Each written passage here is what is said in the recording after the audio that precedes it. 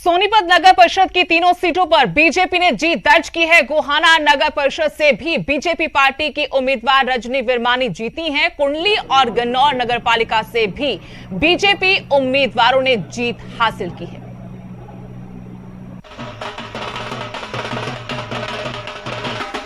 BJP party की उम्मीदवार शिमला देवी पहली बार कुंडली नगर पालिका बनी और पहली बार अब चेयरमैन बनी है। सबसे पहले पार्टी ने आप पर भरोसा जताया, लेकिन कुंडली नगर पालिका के लोगों ने भी आप पर भरोसा जताया है। क्या सोचा है उनके लिए, क्योंकि समस्याएं बहुत ज़्यादा हैं? जी, कुंडली में बहुत समस्याएं ज़्यादा है जी। पानी की समस्याएं और गलियां जगह जगह टूटी हुई हैं, तो मैं उनके विश्वास पर खरा उतरने की कोशिश करूँगी।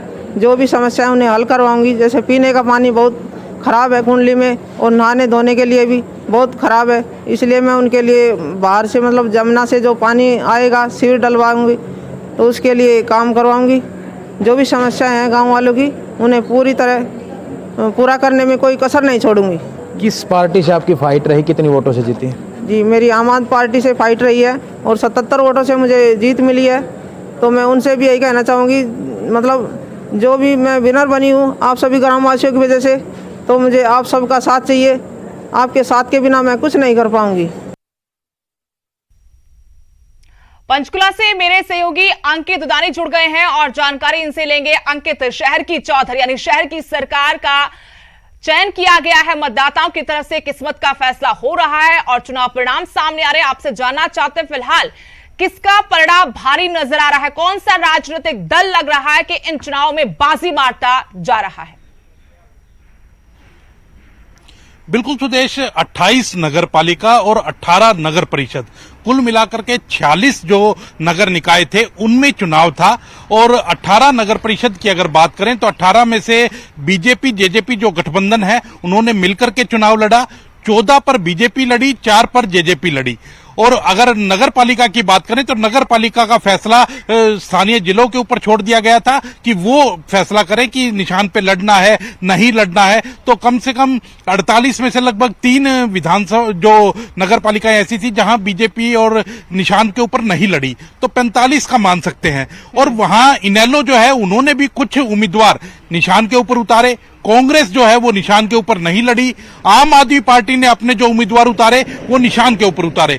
पूरे अगर रिजल्ट की बात करें, जो नतीजे आए हैं, तो कहीं ना कहीं नतीजे जो हैं वो बीजेपी जेजेपी के फेवर में आए हैं। भारतीय जनता पार्टी की अगर बात करें तो भारतीय जनता पार्टी प्लस जननायक जनता पार्टी 28 से ज्यादा नगर परिषद और नगर पालिका के चुनाव जीत चुके हैं और अभी और भी नतीजे आ रहे हैं। और उसके साथ ही कुछ जगह जो टिकटें दी गई उसमें कहीं ना कहीं दूसरे लोगों को टिकट दे दी गई। बीजेपी ने जिनको उम्मीदवार बनाया वो नहीं जीत पाए, जेजेपी ने जिनको उम्मीदवार बनाया वो नहीं जीत पाए। लेकिन जो दूसरे जीते हैं वो भी कहीं ना कहीं भाजपा के कार्यकर्ता हैं या जननायक जनता पार्टी के कार्यकर्ता हैं। तो कहीं ना कहीं क्योंकि बीजेपी का कहा जाता है कि शहरों के अंदर जनाधार है और वो जनाधार निकलकर भी सामने आया है। एक दूसरी बात सत्ता का होना है कि सब लोग यही सोच रहे थे कि नगर का चुनाव है, सत्ता के साथ जाना चाहिए, विकास कार्य होंगे, तो उसी को देख करके। और अभी जैसे खुद मुख्यमंत्री भी ये कहते हुए नजर आए मीडिया के सामने कि जो भी निर्दलीय जीते हैं वो भी सारे आप बीजेपी के ही समझिए। वो इतनी बड़ी बात भी कहते हुए नजर आए क्योंकि ये जितने भी निर्दलीय जीते हैं वो सब लोग सत्ता के साथ ही आएंगे। तो कहीं ना कहीं उनका जो दावा था वो एक बड़ा दावा था। इंडियन नेशनल लोकदल की बात करें तो अच्छा प्रदर्शन रहा है इंडियन नेशनल लोकदल, क्योंकि पूरे हरियाणा की बात करें तो एक विधायक है एलनाबाद के अंदर। हालांकि एलनाबाद से तो वो नहीं जीत पाए, इनेलो का उम्मीदवार एलनाबाद से नहीं जीत पाया, लेकिन कांग्रेस समर्थित था। इनेलो ने भी कहीं ना कहीं समर्थन लास्ट में उसी को दे दिया, इसीलिए कहीं ना कहीं वो उम्मीदवार जीत गया। और जो बीजेपी का उम्मीदवार था वो 300 वोटों से हार गया। वहीं बात करें रानिया की तो रानिया में भी जननायक जनता पार्टी का उम्मीदवार नहीं जीत पाया, डबवाली में भी नहीं जीत पाया। वो जननायक जनता पार्टी की बात करें तो 2-3 जगह 4 जगह जो उनका गढ़ माना जाता है वहां से वो चुनाव हार गए। उचाना की बात करें उचाना से चुनाव हार गए, नरवाना की बात करें नरवाना से चुनाव हार गए, टोहाना से की बात करें टोहाना से चुनाव हार गए। जहां जहां से जेजेपी के विधायक हैं वहीं से वो चुनाव हार गए हैं। नूह से वो जरूर चुनाव जीता है और नगर परिषद का चुनाव जेजेपी ने जीता है। वहीं अगर बीजेपी की बात करें तो 14 सीटों के ऊपर बीजेपी की बल्ले बल्ले है क्योंकि सत्ता में, लेकिन जेजेपी को जो उम्मीद थी इन चुनावों से वैसा चुनाव परिणाम उनके हक में आता नजर नहीं आ रहा।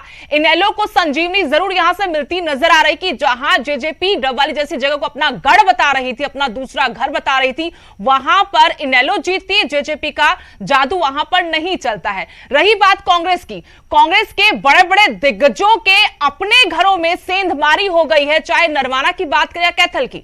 इसके अलावा क्या अपडेट है? बिल्कुल इसमें कोई दो राय नहीं है कि हालांकि कांग्रेस अब ये क्लेम करने से, क्योंकि कांग्रेस अगर जीतती तो वो ये कहते हुए नजर आते कि हमारे समर्थित उम्मीदवार थे, हम जीते हैं, लेकिन अब जब सब लगभग जगह हार गए हैं तो वो ये ही कह रहे हैं कि हम तो निशान के ऊपर लड़े ही नहीं, हम तो चुनाव हारे ही नहीं। क्योंकि लेकिन अगर देखा जाए तो रणदीप सुरजेवाला जो कि कैथल में, नरवाना में, जींद में खुद लगे चुनाव के अंदर उतरे और उतर करके प्रचार किया, किरण चौधरी भिवानी में, दादरी में, नारनौल में खुद उतरी मैदान के अंदर, वहीं दीपेंद्र हुड्डा लगातार प्रचार करते हुए नजर आए। तो कहीं ना कहीं नेता चुनाव मैदान के अंदर उतरे भी, प्रचार भी किया, लेकिन जब हार हो जाती है तो उसके बाद वो क्लेम करते हुए, हालांकि किरण चौधरी की एक उम्मीदवार नारनौल में जरूर जीती है, कमलेश सैनी, उसने बीजेपी के उम्मीदवार को हराया है, लेकिन कुल मिलाकर भिवानी की अगर बात करें तो भिवानी में कांग्रेस को इस चुनाव में शहर की चौधर के लिए परिणाम आ रहे हैं। शुक्रिया अंकित तमाम जानकारी के लिए। तो शहर के सरकार का चयन मतदाताओं ने किस्मत का फैसला कर लिया है और अब परिणाम सामने आ रहे हैं। बीजेपी जेजेपी को अच्छी बढ़त हासिल हुई है और चुनाव परिणाम जो घोषित हुए हैं वहां पर भी उनके पक्ष में परिणाम, लेकिन झटका यहां पर जरूर लगा है कांग्रेस को।